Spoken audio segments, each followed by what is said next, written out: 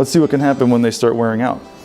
So as the brake pads contact the rotor, over time you're going to wear that material or that ceramic down, and it's going to wear off. That ceramic material is bonded to a steel plate on the back that keeps it from coming off, basically.